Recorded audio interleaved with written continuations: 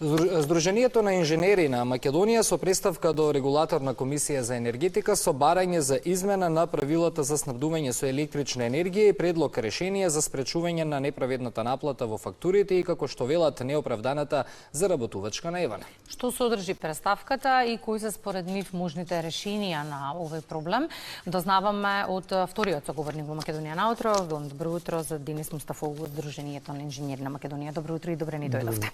Да не должиме многу. Испоминавме представката која што доставивте до регулаторна, што содржеше истата? Вака, ние подолго време ги анализираме состојбите во енергетиката и вклучително и Регулаторна комисија за енергетика. И особено внимаваме кога се носат новите цени на електричната енергија и се трудиме секој пат да реагираме во таквите ситуации, меѓутоа имаме финансиски и правни потешкоти за таквата реакција. Овој пат бевме иницирани и успеавме некако да изреагираме во ситуацијава, затоа што имаше на еден од медиумите имаше интервју со претседателот на Регулаторната комисија и во тој по повод реакцијата на граѓаните за високите сметки. И во тој интервју претседателот истакна дека тоа се случува поради предвидување на висината на потрошувачката кај домакинствата.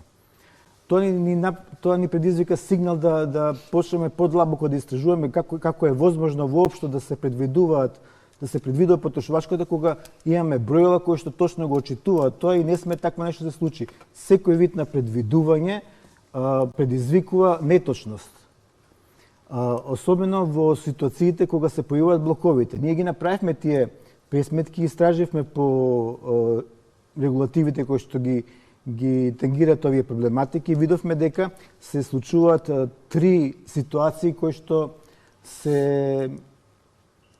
треба да се случуваат три ситуации кои што се возможни. Едната е да нема штета по потрошувачите, втората е да има штета по потрошувачите и не постои ситуација кога има полза на потрошувачите. Значи, постоја само тие две ситуации кога има или штета или е на нула состојбата, значи дека е реална. Од тука произлегува дека на некој начин, без да знаат потрошувачите, се оштетени со сметките кои што ги добиваат и тоа се манифестира драстично во јануарската сметка, кога тоа на некој начин се забележи, затоа што имаше еден таков пресметковен период во четвртиот, каде што 31 декември не беше опфатен.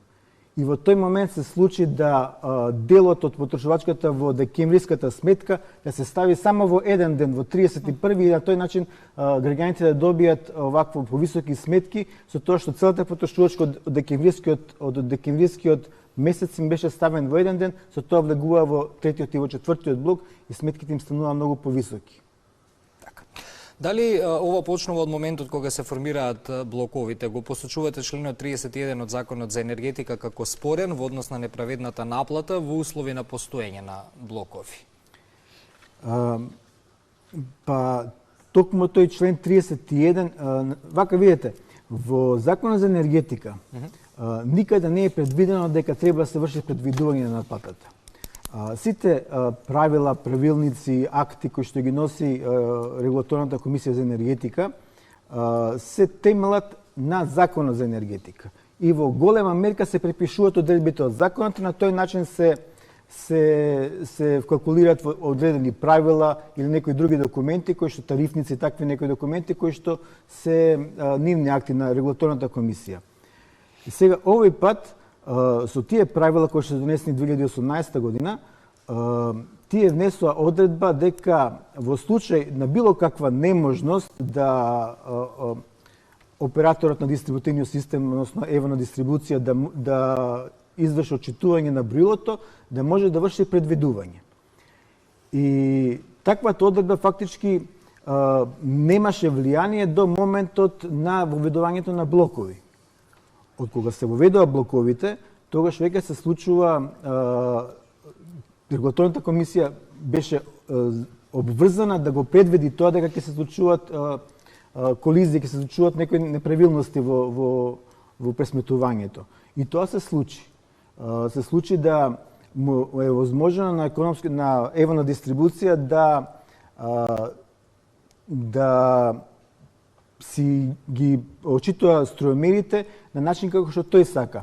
Првенствено беше да се очитуваат на година дена, меѓутоа ако не можат, значи кога ќе може да се очитуваат, должни се 12 сметки да дадат во текот на годината.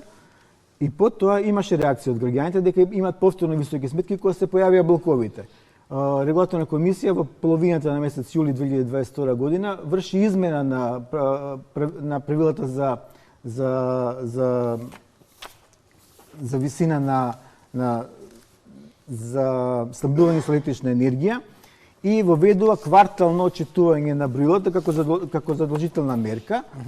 Меѓутоа, на тој начин му е возможно на економскиот оператор да биде и помалку од квартал, например да може двомесечно. Во таквите ситуации дистрибутерот има можност еден месец да не отчитува, еден месец да отчитува. Токму таквите ситуации доведуваат да се случува максимално штетување на граѓаните, затоа што во едниот месец ако се отчита, на наредниот месец не се отчита, тогаш се случуваат проблемите и оштетување на граѓаните и на некој начин дополнителни приходи на дистрибутерот. И сите овие неправилности ги направивте во еден вид табели кои што им ги презентиравте на регулаторите на средбата со нив. Тука би сакала да ги погледнеме и фотографиите за да им појасниме и на граѓаните за што станува збор. Станува збор за 4 табели во кои што ги имаме и редовното отчитување и паушалното, предлогот за заеднички усвоеното решение, па ајде да ни појасните вие како тоа изгледа. Доколку ни се подготвени фотографиите, ве молам колеги само да ги видиме за и граѓаните да добијат слика. Еве. Ние во Регулаторната комисија за енергетика имавме многу конструктивна дебата и бевме многу добро примени, затоа што не беше само председателот таму, туку беа сите членови, затоа што тоа е колективно тело кое што одлучува. И ние им предочевме ситуација каде што ги прикажавме можните ситуации на грешка, само 10% на грешка во нивните предвидувања, како тоа се одразува на состојбата на сметките кај граѓаните. И видовме дека со 10% на грешка може да се појават разлики од 30 до 1300 денари, зависно во кој блок се влегува. И тоа во распон од 2 месеца, фактички еден месец се отчитува, другиот месец еден месец не се отчитува, односно се предвидува, вториот месец се отчитува состојбата. И тука дојдовме до заеднички заклучок дека се случуваат тие грешки. И сега во табелите ќе ги погледнеме, значи ситуациите за да можете граѓаните да ги видат, ставивме фиктивни ситуации за месец март и за месец април. Например, во една нормална потрошувачка на едно семејство да кажеме дека троши во распонот од тие 2 месеци вкупно 500 киловати скапа и ефтина струја. Користам термини за да може народот да ги разбере, да не бидат висока и ниска тарифа. Значи, троша струја скапа и ефтина вкупно во 2 месеци 1000 киловати скапа и 1000 киловати ефтина струја, со тоа што се распоредени равномерно првиот месец 500, вториот месец 500.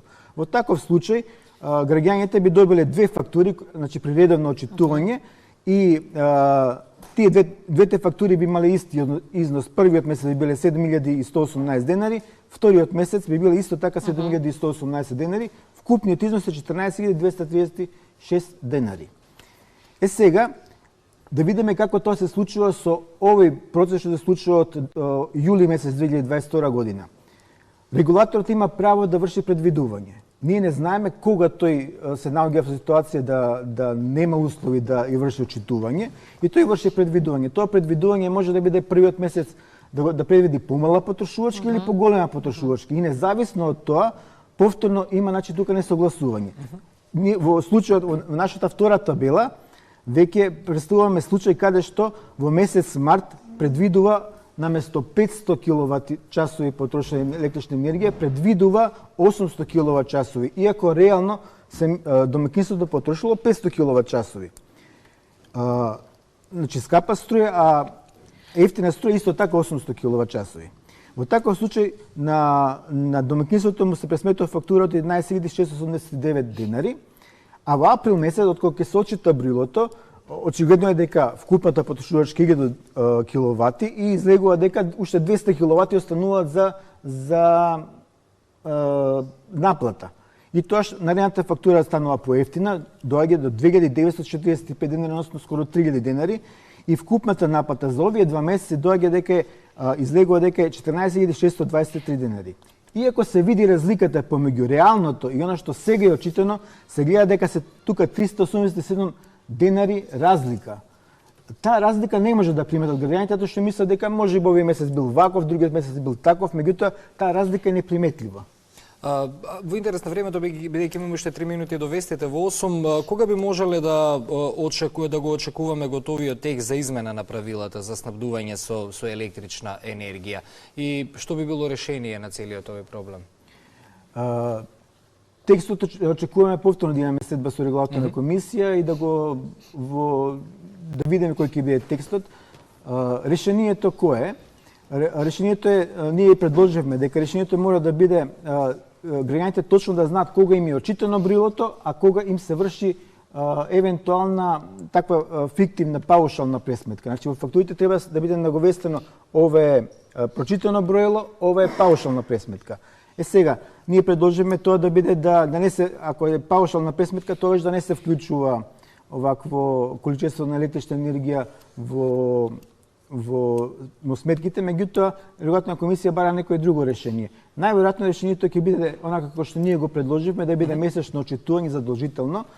Меѓутоа се јавува и проблемот на одговорност. Тоа е актуелно овие денови, значи одговорност затоа што се случува од 2021 година на некој начин се оштети на граѓаните и некој треба да сноси одговорност за таа работа.